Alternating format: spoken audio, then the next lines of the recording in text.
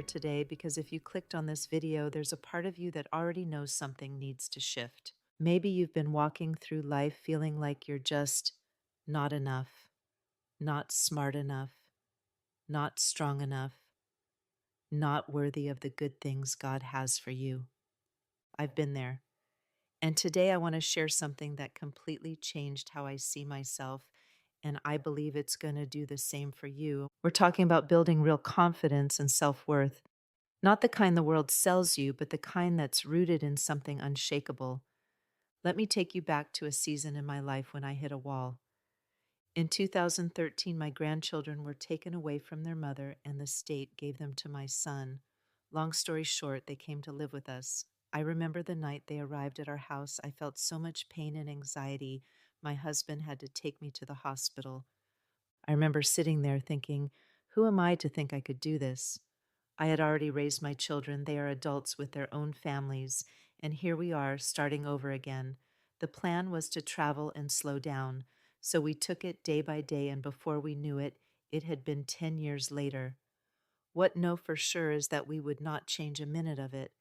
And what scared me most wasn't the situation itself, it was how quickly I had accepted that thought as truth. I had let the voices around me and the voice inside me become louder than God's voice. Maybe you know that feeling, that moment when your circumstances start writing your identity. That's exactly where the enemy wants you: small, doubting, stuck. But here's what I've learned: your worth was never up for debate. Psalm 139:14 says, I praise you because I am fearfully and wonderfully made. I want you to sit with that for a second, not just read it, feel it. You are not an accident. You are not a rough draft. God didn't put you together and think, close enough. He was intentional about every single part of you. But here's the thing: knowing that in your head is very different from living it in your life. A lot of us can quote the verse, but we can't look in the mirror and actually believe it. So, how do we get from knowing it to living it? Ephesians 2:10 gives us a clue. We are God's handiwork, created in Christ Jesus to do good works, which God prepared in advance for us to do. The word handiwork here in Greek, it's poema. It's where we get our word poem. You are God's poem, His masterpiece, not a mass-produced copy, a one-of-a-kind, crafted with intention work of art. And here's what that means for your confidence. Your confidence doesn't come from what you've achieved. It comes from who made you. That's a totally different foundation. Now, when fear and self-doubt try to creep back in, and they will, here's your weapon. 2 Timothy 1:7 says, God has not given us a spirit of fear, but of power, love, and a sound mind. Fear is a liar, and it's not even your liar. It didn't come from God. So you don't have to give it a seat at the table.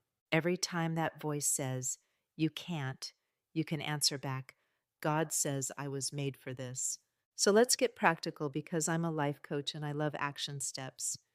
Here are 3 shifts that help me move from self-doubt to God-rooted confidence. Shift number 1, change your mirror. What you look at first thing in the morning shapes your whole day. Instead of scrolling social media and comparing your life to everyone else's highlight reel, start your morning by reminding yourself who God says you are. Write Psalm 139:14 on a sticky note and put it on your bathroom mirror. Read it out loud, not once, every single morning until it stops feeling awkward and starts feeling true. Shift number 2, stop waiting to feel confident before you act.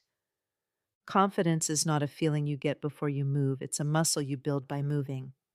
Every time I took a step in faith, even when I was terrified, my confidence grew. Philippians 4:13 reminds us, I can do all things through Christ who strengthens me. Notice it says, through Christ, not through my perfectly curated self. You don't have to have it all together. You just have to move. Shift number 3, surround yourself with people who reflect God's truth back to you. The voices in your life matter. If your inner circle is constantly reminding you of your limitations, you're going to stay small. Find people a mentor, a community, a coach who will speak life over you, even when you can't do it for yourself. I want to close with this. Romans 8:38 to 39 tells us that nothing can separate you from the love of God. Not your past mistakes, not your failures, not the times you gave up or fell short. Your worth is not a score that goes up and down based on your performance. It's a settled fact established before you were even born. So let me ask you something. What would change in your life if you actually believed that? What would you attempt? What would you say yes to? What would you stop shrinking back from? That's the life God has for you, and I believe you are ready to step into it. If this spoke to you today, share it with someone who needs to hear it. Leave a comment below and tell me what's one area where you're choosing to walk in confidence this week. I read every single one.